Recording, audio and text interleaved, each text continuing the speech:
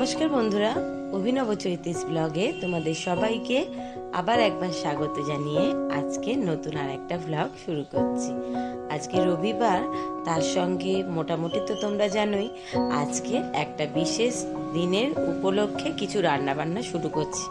কারণ বিশেষ দিন বলতে পারছি না, আজকে কিন্তু তোমাদের দাদার জন্মদিন নয়, আজকে হচ্ছে জন্মদিনের আগের দিন।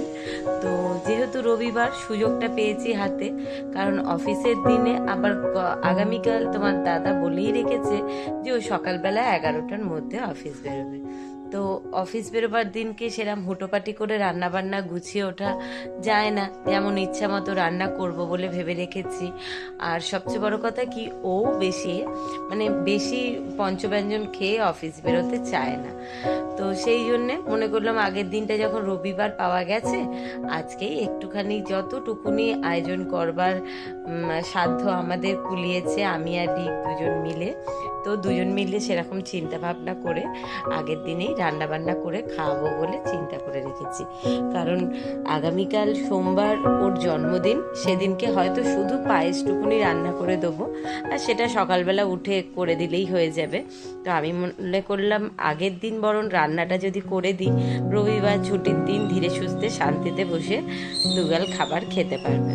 তো সেই জন্য গতকাল রাত্রেই দেখেছিলে চাপের মশলাটা দিয়ে চিকেনটা রেডি করে রেখে দিয়েছিলাম, আর বিরিয়ানির মশলাটাও গুঁড়ো করে রাখা হয়ে গেছিল। মাংস আগের দিন এনেই রাত্রিবেলা একদম ধুয়ে পরিষ্কার করে ফ্রিজে ঢুকিয়ে রেখেছি। আজকে সকালবেলা উঠে ঝটপট করে বিরিয়ানির জন্য চালটা ভিজিয়ে দিয়েছি। আর ওদিকে মা রসুন পেঁয়াজ এগুলো সব ছাড়িয়ে দিয়েছিল বিরিয়ানির, সেগুলো পেঁয়াজটা তো আলাদা কুচিয়ে দিয়েছে, আর রসুন আদা কাঁচা লঙ্কা ওগুলো মিক্সিতে পেস্ট করব। তার আগে এদিকে মনে করলাম একদিকে চাপটা বসিয়ে দিই। ওটা তো হতে খুব বেশি হলে 25 থেকে 30 মিনিট সময় লাগবে, আর বেশি কষাবার বা ভাজবার দরকার নেই। তো ওটা একদিকে বসিয়ে দিলে আস্তে আস্তে হতে থাকবে, অন্যদিকে আমি বিরিয়ানির রান্নার যা যা প্রিপারেশন সেগুলো নিতে থাকবো। সেই চিন্তা করেই কড়াতে একটু বেশি করেই দিয়েছিলাম সাদা তেল, কারণ আগের দিনই বলেছি প্রায় 1.5 কিলোর মতো চিকেন রয়েছে।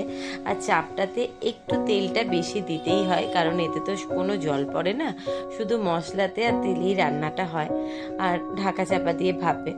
তো সাদা তেলের মধ্যে দিয়ে দিয়েছিলাম 2 চামচ মতো ঘি, আর 1 চামচ মতো দিয়েছিলাম ডালডা, দিয়ে সব দিয়ে তেলটা বেশ হালকা গরম হয়ে গেছিল। তারপর এবার চিকেনগুলো সব দিয়ে দিয়েছি একটা একটা করে, একটু এক পাশ করে উল্টে দুটো পিঠ একটু ভাজা ভাজা, একটু রং ধরেছে গায়ে হালকা লালচে, সেই সময়তে এই যে চাপের সম্পূর্ণ যে মশলাটা দিয়ে মাখিয়ে রেখেছিলাম সেটা সম্পূর্ণ ঢেলে দিয়ে দিচ্ছি।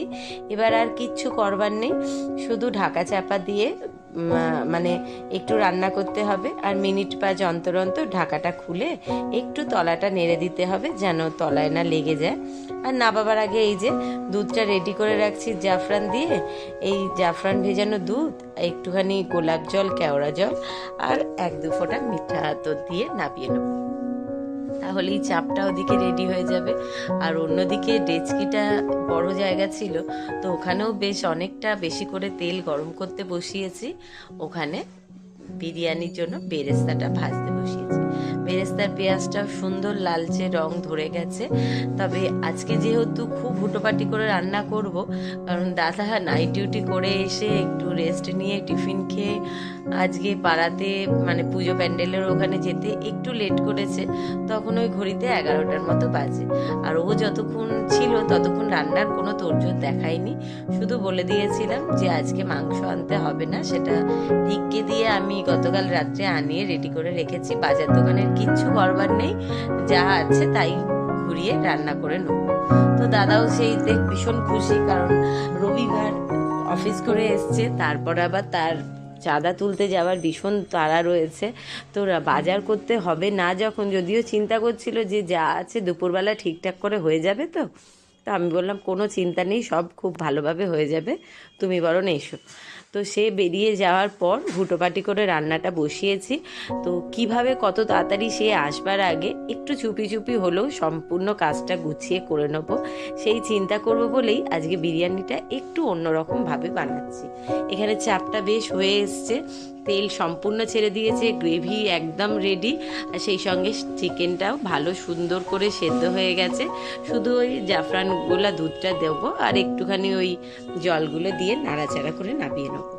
আর ওদিকে যেটা বলছিলাম, দাদা আসবার আগে রান্নাটা করব এই রকম চিন্তা ভাবনা নিয়ে কাজ শুরু করেছি, আর ও আস্তে আস্তেও তাও 2-2:30 বাজবে। তো তার আগে আমি একদম সবার প্রথমে এদিকে চাপ হয়ে গেছে, ওর ওদিকে বেরেস্তাটা ভেজে নিয়ে তাতে বেরেস্তা তুলে রাখিনি, ওর মধ্যেই জল ঢেলে দিয়ে পরিমাণ মতো লবণ, হলুদ গুঁড়ো, কাশ্মীরি লাল লঙ্কার গুঁড়ো সমস্ত কিছু দিয়ে নিয়েছি। আর তার মধ্যে যে বিরিয়ানির জন্য আলুগুলো কেটে রেখেছিলাম সেই আলুগুলো দিয়ে ঢাকা চাপা দিয়ে একটু সেদ্ধ করে নিচ্ছি। মোটামুটি 80% মতো সেদ্ধ হবে, তারপর আলুগুলো তুলে নেব ঝোলটা থেকে। তারপর ওই ঝোলের মধ্যেই চিকেনগুলো দিয়ে রান্না করব।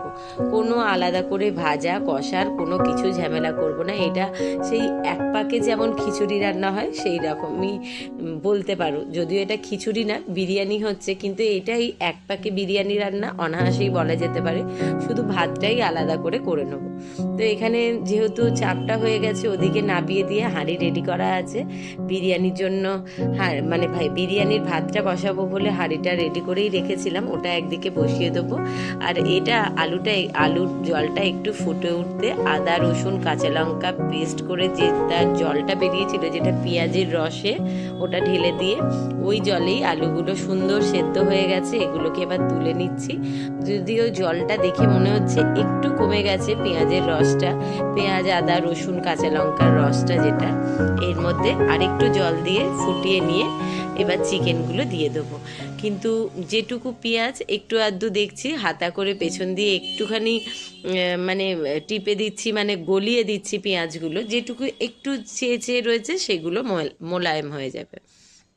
তো জলটা ফুটে উঠবার পরে এবার বিরিয়ানিতেও প্রায় 1.5 কিলোর মতো চিকেন পড়ছে, তাই জন্য একটুখানি বড় জায়গা আর একটু পরিমাণ মতো বেশি করেই জল দিয়েছি। শুধু লবণটা একটু টেস্ট করে নেবো। আর এইটা চিকেনটা সেদ্ধ হতে হতেই এর মধ্যে 1/2 চামচ মতো, বেশি না 1/2 চামচ মতো দেবো বিরিয়ানির মশলা, আর একটুখানি গোলাপ জল, কেওড়া জল, 1 ফোঁটা মিঠা আতর দিয়ে যেমন ঢাকা চাপা দিয়ে মাংসটাও 80% মতো রান্না করে নেবো, তারপর একসঙ্গে ভাপে বসাবো মানে দমে। তো এটা ঢাকা চাপা দিয়ে হতে থাক, ততক্ষণে ওদিকে ভাতের হাঁড়িটা বসিয়ে দিয়েছি, জল গরম হয়ে গেছে ভাতে। এবার এই গোটা গরম মশলা তেজপাতা এগুলো সব দিয়ে ঝটপট করে নেব। আর আজকে এই কারণেই এই রান্নার আয়োজন করেছি যে বললামই চাপটা হতে একদম সময় লাগে না, আর বিরিয়ানির সমস্ত কিছু জোগাড় থাকলে ঝটপট করে রান্না হয়ে যাবে। আর এই জন্যই ওদিকে মাংস আলু সম্পূর্ণ রেডি, শুধু ভাতটা হতেও সময় লাগবে না, ভাতটা হয়ে গেলেই একেবারে সব কিছু দমে দিয়ে ওটাকে বসিয়ে নাবিয়ে রেখে দেবো।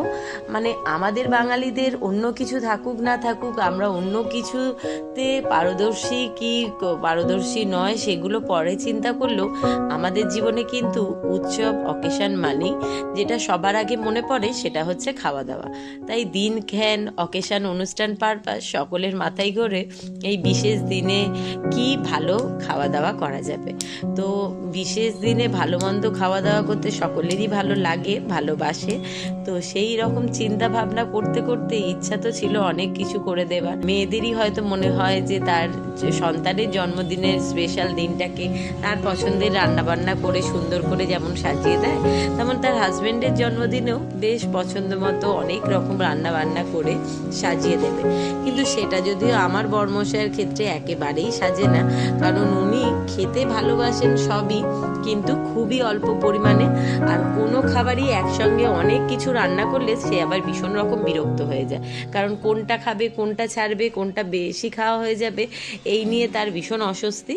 সেই জন্যে হালকা ফুলকা অথচ ভালো খাবার খাওয়া যাবে সেই চিন্তা করেছি যে মোগলাই রান্না করব, চাপ বিরিয়ানি আর একটুখানি তার পছন্দের পেঁপের চাটনি করব বলে ভেবে রেখেছি। সেই সঙ্গে রয়েছে আগে গতকাল রাত্রিবেলাই দেখিয়েছিলাম যে ডিমের চপটা করে রেখেছি। এই বিরিয়ানিটা দমে বসিয়ে দিয়েই চপগুলোকে ফ্রিজ থেকে বার করে নেবো। আর এগুলো দম হয়ে গেলে একটা সাইডে রেখে দিয়ে ও আসবার পর স্নানে ঢুকলেই ঝটপট করে চপগুলো ভেজে ফেলবো। তাহলেই দুপুরবেলার একদম ঝটপট করে জন্মদিনের উপলক্ষে হলেও জন্মদিনের আগেই জন্মদিনের খাওয়া দাওয়ার মেনু কমপ্লিট হয়ে যাবে। যদি এই চিন্তা ভাবনাটা আমিই করলাম এবছর, কারণ অফিসের দিনকে তোমাদের দাদা ভীষণ রকম বিরক্ত হয়, এই রান্না করতে যাচ্ছ, দেরি হয়ে যাবে, তারপর হচ্ছে এত কিছু খেয়ে বেরোতে পারবো না, কোনো রকমে একটুখানি মানে টেস্ট করবার থেকেও কম একটুখানি আঙুল চুবিয়ে দেখে বেরিয়ে যায়। তো এই জন্যেই চিন্তা করেছিলাম, এইবার আগে থেকেই চিন্তা ভাবনা করেই রেখেছিলাম যে এইবার সেই সুযোগটাই ওকে দেবো না। যেটুকু যা রান্না করব যে কোনো একটা রবিবার বা ছুটির দিন দেখে যেন যেটুকু ওর উপলক্ষে রান্নাটা করব ও যেন একটু শান্তি মতো খেতে পারে। তো দেখতেই পেলে কথা বলতে বলতে ভাতটা হয়ে গেছিলো, ওটা ফ্যান ঝরে ভাতগুলোকে একটু হাওয়ায় রেখেছিলাম, ঝরঝরে হয়ে গেছে।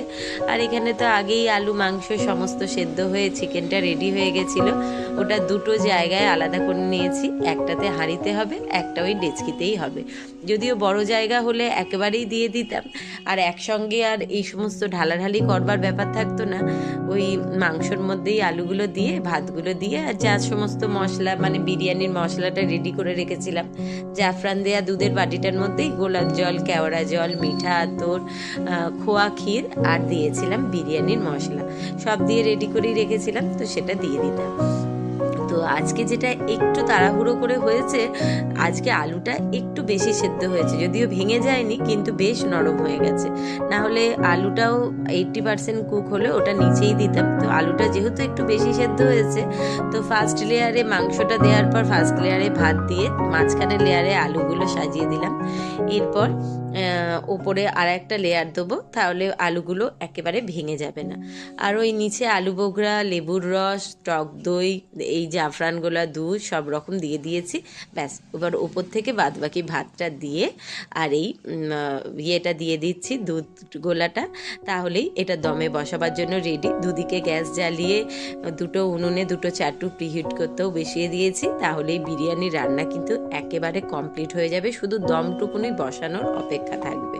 তো এইটাকে বসিয়ে দিয়ে নিচের গ্যাসটা যেহেতু রয়েছে, ওখানে মনে করেছি ঝটপট করে একটুখানি পেঁপের চাটনি বসিয়ে দেবো, কারণ তোমাদের দাদার আবার পেঁপের চাটনিটা খেতে ভীষণ পছন্দ।